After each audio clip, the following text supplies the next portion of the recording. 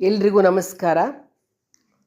ಸತ್ಯಂ ಶಿವಂ ಸುಂದರಂ ಈ ಪ್ರವಚನ ಮಾಲಿಕೆಯಲ್ಲಿ ಶಿವನ ವೃಷಭಾವತಾರದ ವರ್ಣನೆಯನ್ನು ಮಾಡ್ತಾ ಇದ್ದೀನಿ. ದೇವಾಸುರರು ಕ್ಷೀರ ಸಮುದ್ರವನ್ನು ಕಡಿತಾ ಇರ್ತಾರೆ. ಗೊತ್ತು ನಿಮಗೆ ಆ ಕಥೆ. ಆದರೆ ಕಡೆಗೋಲು ಯಾವುದು, ಹಗ್ಗ ಯಾವುದು ಅಂತ ಅವರು ಯೋಚನೆ ಮಾಡ್ತಿದ್ದಾಗ ಆಗ ಅಲ್ಲೊಂದು ಅಶರೀರವಾಣಿ ನುಡಿಯುತ್ತೆ.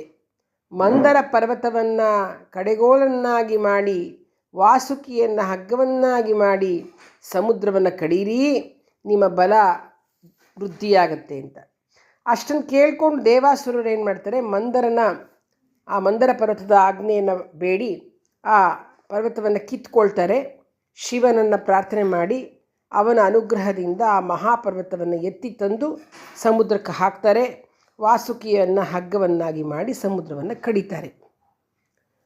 ವಿಷ್ಣು ಕೂರ್ಮಾವತಾರದಲ್ಲಿ ಅವತರಿಸಿ ಅದನ್ನು ಹಿಡಿದು ನಿಂತ್ಕೊಳ್ತಾನೆ. ಆವಾಗದು ಅವರಿಗೆ ಕಡಿಲಿಕ್ಕೆ ಅನುಕೂಲ ಆಗುತ್ತೆ. ಇದೆಲ್ಲ ಕಥೆ ನಮಗೆ ಗೊತ್ತಿರ್ತಕ್ಕಂಥದ್ದು. ಆ ಸಮುದ್ರವನ್ನು ಮಥನ ಮಾಡಿದಾಗ ಲಕ್ಷ್ಮಿ ಬರ್ತಾಳೆ, ಧನ್ವಂತರಿ ಬರ್ತಾರೆ, ಚಂದ್ರ ಬರ್ತಾನೆ, ಪಾರಿಜಾತ ಬರುತ್ತೆ, ಉಚ್ಛೈಶ್ರವಸ್ ಬರುತ್ತೆ, ಐರಾವತ ಮುಂತಾದ ರತ್ನಗಳು ಅಲ್ಲಿ ಬರ್ತಕ್ಕಂಥದ್ದು. ಇದೆಲ್ಲ ಆದಮೇಲೆ ಹಾಲಾಹಲವು ಬರುತ್ತೆ. ಆ ಹಾಲಾಹಲ ಬಂದ ಮೇಲೆ ಕಡೆಗೆ ಬರೋದೇ ಅಮೃತ.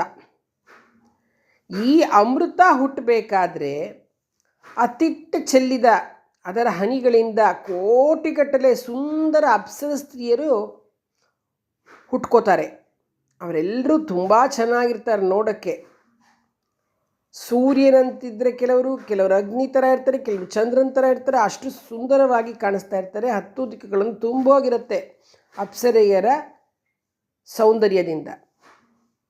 ಅವ್ರು ಹೇಗೆ ನೋಡ್ತಾ ಇರ್ತಾರೆ, ಹೇಗೆ ಹುಬ್ಬು ಕುಣಿಸ್ತಾ ಇರ್ತಾರೆ ಅಂದರೆ ತುಂಬ ಜಗತ್ತನ್ನೇ ಮರಳು ಮಾಡ್ತಾ ಇರ್ತಾರೆ ಆ ಹೆಣ್ಣುಮಕ್ಕಳು. ಲಕ್ಷ್ಮಿ, ಶಂಖ, ಕೌಸ್ತುಭ ಇದನ್ನು ಹರಿ, ಉಚ್ಚೈಶ್ರವಸನ್ನು ಸೂರ್ಯ, ಪಾರಿಜಾತ ಐರಾವತಗಳನ್ನು ಇಂದ್ರ, ವಿಷ ಮತ್ತು ಚಂದ್ರನನ್ನು ಶಿವ, ಸುರೆಯನ್ನು ದೈತ್ಯರು, ಕಾಮಧೇನುವನ್ನು ಮುನಿಗಳು ತಗೊಳ್ತಾರೆ. ಈಗ ಬಂದಿರೋ ಎಲ್ಲನೂ ಹಂಚ್ಕೋಬೇಕಲ್ಲ. ಅದಕ್ಕೆ ವಿಷ್ಣು ಏನು ಮಾಡ್ತಾನೆ, ಲಕ್ಷ್ಮಿನ, ಶಂಖನ, ಕೌಸ್ತುಭನ ತಗೊಳ್ತಾನೆ, ಸೂರ್ಯ ಉಚ್ಛೈಶ್ರವಸ್ ತಗೋತಾನೆ, ಇಂದ್ರ ಪಾರಿಜಾತವನ್ನು, ಐರಾವತವನ್ನು ತೆಗೆದುಕೊಳ್ತಾನೆ, ನಮ್ಮ ಶಿವ ವಿಷವನ್ನು ಕುಡಿದು ಬಿಡ್ತಾನೆ, ಚಂದ್ರನನ್ನು ತಗೊಳ್ತಾನೆ. ರಾಕ್ಷಸರೆಲ್ಲ ಸುರೆಯನ್ನು ಅಂದರೆ ಮದಿರ ಹೆಂಡ ಅಂತಾರಲ್ಲ ಅದನ್ನು ತಗೊಳ್ತಾರೆ. ಮುನಿಗಳೆಲ್ಲ ಕಾಮಧೇನುವನ್ನು ತೆಗೆದುಕೊಳ್ತಾರೆ. ಧನ್ವಂತರಿ ಎಲ್ರಿಗೂ ಬೇಕಲ್ವಾ, ಏಕೆಂದರೆ ಆರೋಗ್ಯ ಎಲ್ರಿಗೂ ಬೇಕಲ್ಲ. ಪ್ರತಿಯೊಂದು ವರ್ಗಕ್ಕೂ ಆರೋಗ್ಯ ಅಂತಕ್ಕಂಥದ್ದು ಬಹಳ ಮುಖ್ಯ. ಹಾಗಾಗಿ ಅಪ್ಸರೆಯರೂ ವೇಶ್ಯೆಯರಾಗಿ ಎಲ್ಲರ ಸೊತ್ತಾಗ್ಬಿಡ್ತಾರೆ ಅಲ್ಲಿ. ಧನ್ವಂತರಿ ಎಲ್ರಿಗೂ ಬೇಕು, ಹಾಗಾಗಿ ಎಲ್ಲರ ಹತ್ರನೂ ಇರ್ತಾನೆ. ಆದರೆ ಅಪ್ಸರಿಯರು ಹುಟ್ಟಿರ್ತಾರಲ್ಲ, ಅವರು ಎಲ್ಲರಿಗೂ ಅವರು ಬೇಕಾಗ್ಬಿಡ್ತಾರೆ. ಅಮೃತದ ವಿಷಯದಲ್ಲಿ ಮಾತ್ರ ಅದು ಯಾರಿಗೆ ಸೇರಬೇಕು ಅನ್ನೋದು ಗಲಾಟೆ ಆಯಿತು. ಏಕೆಂದರೆ ಎಲ್ಲ ಹಂಚ್ಕೊಂಡ್ಬಿಟ್ರು. ಧನ್ವಂತರಿ ಎಲ್ರಿಗೂ ಬೇಕಾಯಿತು, ಆದರೆ ಆ ಅಮೃತ ನಂಗೆ ಬೇಕು ಅನ್ನೋದು ಹಿಡ್ಕೊಂಬಿಡ್ತು. ಅಸುರರು ಮೊದಲು ದೇವತೆಗಳನ್ನು ಸೋಲಿಸಿ ಅಮೃತವನ್ನು ಕಸಿದುಕೊಳ್ತಾರೆ. ಆಗ ದೇವತೆಗಳು ಶಿವನ ಹತ್ರ ಮೊರೆ ಹೋಗಿ, ಶಿವ ಆಜ್ಞೆ ಮಾಡಿದಾಗ ಹರಿ ಮೋಹಿನಿ ರೂಪವನ್ನು ತಾಳಿ ಅಸುರರನ್ನು ಮೋಹಗೊಳಿಸ್ಬಿಡ್ತಾನೆ. ಕಾಮಾಂಧರು ಅಸುರರು ನೀನೇ ನಮಗೆ ಅಮೃತವನ್ನು ಕೊಡು, ಹಂಚು ಅಂತ ಹೇಳಿ ಕೂತ್ಕೊಂಡ್ಬಿಡ್ತಾರೆ. ಅಮೃತವನ್ನು ಮೋಹಿನಿ ಕೈಗೆ ಕೊಡ್ತಾರೆ. ಮೋಹಿನಿ ಅದನ್ನು ಉಪಾಯದಿಂದ ದೇವತೆಗಳಿಗೆ ಅದನ್ನು ಹಂಚಿಬಿಡ್ತಾಳೆ. ಇಷ್ಟು ಮಧ್ಯದಲ್ಲಿ ಈ ಅಪ್ಸರೆಯರ ಸೌಂದರ್ಯ ಅಸುರರ ಗಮನ ಸೆಳೆಯುತ್ತೆ. ಅವರು ಆ ಚೆಲುವೆಯರ ಬೆನ್ನು ಹತ್ತಿ ಒಬ್ಬೊಬ್ಬರು ಒಂದೊಂದು ಕಡೆ ಹೊರಟೋಗ್ತಾರೆ. ಆನಂತರ ಎಲ್ಲರೂ ಪಾತಾಳದಲ್ಲಿ ಸೇರಿ ಮಯನ ಮಾಯೆಯಿಂದ ಇಂದ್ರನಗರಿಯನ್ನು ನಾಚಿಸುವಂತಹ ನಗರಗಳನ್ನು ನಿರ್ಮಿಸಿಕೊಳ್ತಾರೆ. ಅವುಗಳಲ್ಲಿ ಈ ಅಪ್ಸರೆಯರನ್ನು ಇರಿಸ್ಕೊಳ್ತಾರೆ. ಬಳಿಕ ದೇವತೆಗಳು ಬಹಳ ಮತ್ಸರದಿಂದ ನಮ್ಮ ಮೇಲೆ ದಂಡೆತ್ತಿ ಬಂದರೆ ಅಪಾಯವೆಂದು ತಿಳಿದು ತಾವೇ ಯುದ್ಧ ಮಾಡಲಿಕ್ಕೆ ಶುರು ಮಾಡಿಬಿಡ್ತಾರೆ. ಆದರೆ ವಿಷ್ಣುವಿನ ಸಹಾಯದಿಂದ ದೇವತೆಗಳು ಗೆಲ್ತಾರೆ. ವಿಷ್ಣು ಚಕ್ರಕ್ಕೆ ಹೆದರಿ ಅಸುರರು ಪಾತಾಳಕ್ಕೆ ಓಡೋಗ್ಬಿಡ್ತಾರೆ. ವಿಷ್ಣು ಅಲ್ಲೂ ಅವರನ್ನು ಬೆನ್ನಟ್ಟಿ ಹೋಗ್ತಾನೆ. ಅಲ್ಲಿ ಅಪ್ಸರೆಯರು ವಿಷ್ಣುವಿನ ಕಣ್ಣಿಗೆ ಬೀಳ್ತಾರೆ. ಒಡನೆ ಆತ ಕಾಮಬಾಣಗಳಿಗೆ ಬಲಿಯಾಗಿ ಅವರೊಡನೆ ವಿಹರಿಸುತ್ತಾ ತೃಪ್ತಿಯಿಂದ ಅಲ್ಲೇ ಇದ್ದು ಬಿಡ್ತಾನೆ. ಅಲ್ಲಿ ಅಷ್ಟೊಂದು ಜನ ಮಕ್ಕಳು ಹುಟ್ಟಿ ಅಲ್ಲೇ ಅನೇಕ ಮಂದಿ ಮಕ್ಕಳು ಹುಡ್ತಾರೆ. ಎಲ್ಲರೂ ಅವನ ಥರನೇ ಪರಾಕ್ರಮಿಗಳಾಗಿರ್ತಾರೆ. ಆದರೆ ಅವರು ಹೋದಲ್ಲೆಲ್ಲ ಪ್ರಜೆಗಳಿಗೆ ಮಹಾ ಕಿರುಕುಳ ಕೊಡೋಕ್ಕೆ ಶುರು ಮಾಡಿಬಿಡ್ತಾರೆ. ಇವರ ಹೆಸರಿಗೆ ಭೂಮಿ ಸ್ವರ್ಗಗಳೆಲ್ಲ ನಡೋಕ್ಕೆ ಶುರುವಾಗ್ಬಿಡ್ತು. ದೇವತೆಗಳು ಋಷಿಗಳು ಕಡೆಗೆ ಮತ್ತೆ ಬ್ರಹ್ಮನಲ್ಲಿ ದೂರು ಕೊಡ್ತಾರೆ. ಬ್ರಹ್ಮ ಅವರನ್ನೆಲ್ಲ ಕರೆದುಕೊಂಡು ಕೈಲಾಸಕ್ಕೆ ಹೋಗ್ತಾನೆ. ಎಲ್ಲರೂ ಶಿವನನ್ನು ಪ್ರಾರ್ಥನೆ ಮಾಡ್ತಾರೆ. ಶಿವ ಅವರ ಸಂಕಷ್ಟಗಳನ್ನೆಲ್ಲ ಕೇಳಿ ವೃಷಭಾವತಾರವನ್ನು ನಾನು ಎತ್ತಬೇಕು ಅಂತ ಅವನು ಡಿಸೈಡ್ ಮಾಡ್ಕೊಂಡ್ಬಿಡ್ತಾನೆ.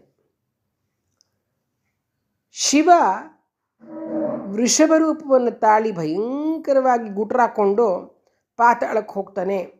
ಆ ಧ್ವನಿಗೆ ಎಲ್ಲರೂ ನಡುಗು ಬಿಡ್ತಾರೆ. ಊರು ಪಟ್ಟಣಗಳೆಲ್ಲ ಕುಸಿದು ಹೋಗ್ತವೆ. ಎತ್ತು ಆ ವಿಷ್ಣುಪುತ್ರರನ್ನೇ ಹುಡುಕ್ತಾ ಇರುತ್ತೆ.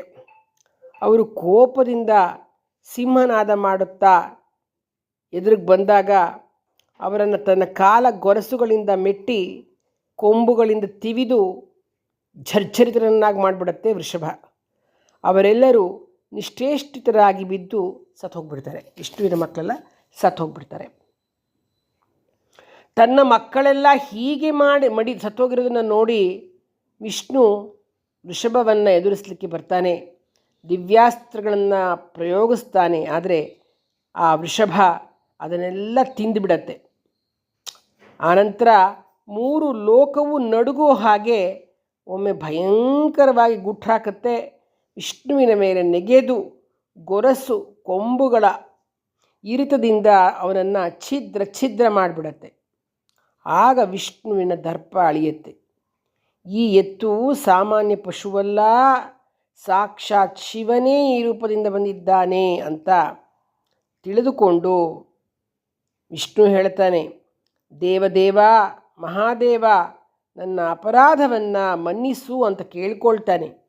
ಶಿವನು ಅವನಿಗೆ ಬೋಧಿಸ್ತಾನೆ, ವಿಷ್ಣು ನೀನು ತಿಳಿದವನು, ಹೀಗೆ ಯಾಕೆ ಎಲ್ಲವನ್ನ ಮರೆತು ನನ್ನೊಂದಿಗೆ ಹೋರಾಡುವ ಅವಿವೇಕವನ್ನು ಯಾಕೆ ಮಾಡಿದೆ ನೀನು? ಇನ್ನಾದರೂ ವಿವೇಕದಿಂದ ವರ್ತಿಸು. ಕಾಮಾಸಕ್ತಿಯಿಂದ ಸ್ತ್ರೀಲಂಪಟನಾಗಿರುವುದು ನಿನಗೆ ಒಪ್ಪಲ್ಲ. ಅದು ನಿನ್ನ ಸ್ಮರಣ ಲೋಕಕ್ಕೆ ತಾರಕವಾಗಿರೋದನ್ನು ನೀನು ಮರಿಬೇಡ ನೀನು ಅಂತ ಹೇಳಿದಾಗ ವಿಷ್ಣು ನಾಚಿಕೆ ಆಗುತ್ತೆ. ದೇವ, ನನ್ನ ಚಕ್ರ ಈ ಪಾತಾಳದಲ್ಲಿಯೇ ಇದೆ, ಅದನ್ನು ತೆಗೆದುಕೊಂಡು ಇಲ್ಲಿಂದ ನಾನು ಹೊರಟು ಬಿಡ್ತೀನಿ ಅಂತ ಹೇಳ್ತಾನೆ. ಆಗ ಶಿವ ಹೇಳ್ತಾನೆ, ಬೇಡ, ಈ ಚಕ್ರ ಇಲ್ಲೇ ಇರಲಿ, ನಾನು ಅದಕ್ಕಿಂತಲೂ ಭಯಂಕರವಾದ ಇನ್ನೊಂದು ಚಕ್ರವನ್ನು ನಿನಗೆ ಕೊಡ್ತೀನಿ, ಅದನ್ನು ನೀನು ತೆಗೆದುಕೊಂಡು ಕೂಡಲೇ ಹೊರಟು ಬಿಡು, ಇಲ್ಲಿ ನಿಂತ್ಕೋಬೇಡ ಅಂತ ಹೇಳ್ತಾನೆ. ಶಿವ ಪ್ರಳಯಾಗ್ನಿಯಂತೆ ಸಾವಿರಾರು ಸೂರ್ಯರಂತೆ ಪ್ರಜ್ವಲಿಸ್ತಕ್ಕಂತಹ ಇನ್ನೊಂದು ಚಕ್ರವನ್ನು ನಿರ್ಮಿಸಿ ವಿಷ್ಣುವಿನ ಕೈ ಕೊಡ್ತಾನೆ. ವಿಷ್ಣು ಎಲ್ಲ ದೇವತೆಗಳು ಋಷಿಗಳನ್ನು ರಕ್ಷಣೆ ಮಾಡ್ತಕ್ಕಂಥವಂತಾನೆ. ಭಾಳ ಜಾಣ ವಿಷ್ಣು.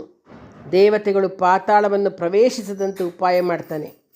ಎಲ್ಲರನ್ನೂ ಕರೆದು ಪಾತಾಳದಲ್ಲಿ ದಿವ್ಯ ವೇಷ ಭೂಷಣಗಳನ್ನು ತೊಟ್ಟ ಸುಂದರ ಯುವತಿಯರಿದ್ದಾರೆ, ನೀವು ಅಲ್ಲಿಗೆ ಹೋದರೆ ಅವ್ರ ಜೊತೆ ನೀವು ತುಂಬ ಸಂತೋಷವನ್ನು ಅನುಭವಿಸ್ಬೋದು ಅಂತ ಹೇಳ್ತಾನೆ. ದೇವತೆಗಳು ಎಲ್ಲರೂ ಪಾತಾಳಕ್ಕೆ ಹೊರಡ್ತಾರೆ. ಏಕೆಂದರೆ ಇವಾಗ ಏನಾಗುತ್ತೆ ಅಂತಂದರೆ, ಹಂಗೆ ಹೇಳಿದಾಗ ದೇವತೆಗಳಿಗೆ ಮೊದಲೇ ಸ್ತ್ರೀಲೋಲುಪರವರು ಹೊರಟರು. ಶಿವ ಮತ್ತೆ ಕೋಪ ಬಂತು ಅವನಿಗೆ. ಜಿತೇಂದ್ರಿಯನಾದ ಮುನಿ ತನ್ನ ಭಕ್ತನಾದ ದಾನವರಿಬ್ಬರನ್ನು ಬಿಟ್ಟು ಬೇರೆ ಯಾರಾದರೂ ಪಾತಾಳವನ್ನು ಪ್ರವೇಶಿಸಿದರೆ ಆತ ಕ್ಷಣದಲ್ಲಿ ಮರಣ ಹೊಂದಲಿ ಅಂತ ಶಾಪ ಕೊಟ್ಬಿಡ್ತಾನೆ. ಆಗ ದೇವತೆಗಳೆಲ್ಲ ವಾಪಸ್ಸು ಹಿಂತಿರುಗ್ತಾರೆ. ಹೀಗೆ ವೃಷಭೇಶ್ವರನ ಶಾಸನದಿಂದ ಸ್ತ್ರೀಲಂಪಟನಾಗಿದ್ದ ವಿಷ್ಣು ತಿರುಗಿ ಮೊದಲಿನ ಥರ ಆಗ್ತಾನೆ. ಜಗತ್ತೆಲ್ಲ ಕ್ಷೇಮವನ್ನು ಹೊಂದುತ್ತೆ ಅನ್ನೋದು ಈ ವೃಷಭಾವತಾರ. ಈ ಪವಿತ್ರವಾದ ಕಥೆಯನ್ನು ಕೇಳಿದರೆ ಶತ್ರುಬಾಧೆ ದೂರವಾಗುತ್ತೆ, ಭುಕ್ತಿ ಮುಕ್ತಿಗಳು ದೊರೆಯುತ್ತೆ ಅಂತ ನಮಗೆ ಶಿವಪುರಾಣದಲ್ಲಿ ಉಲ್ಲೇಖ ಸಿಗುತ್ತೆ. ಧನ್ಯವಾದಗಳು.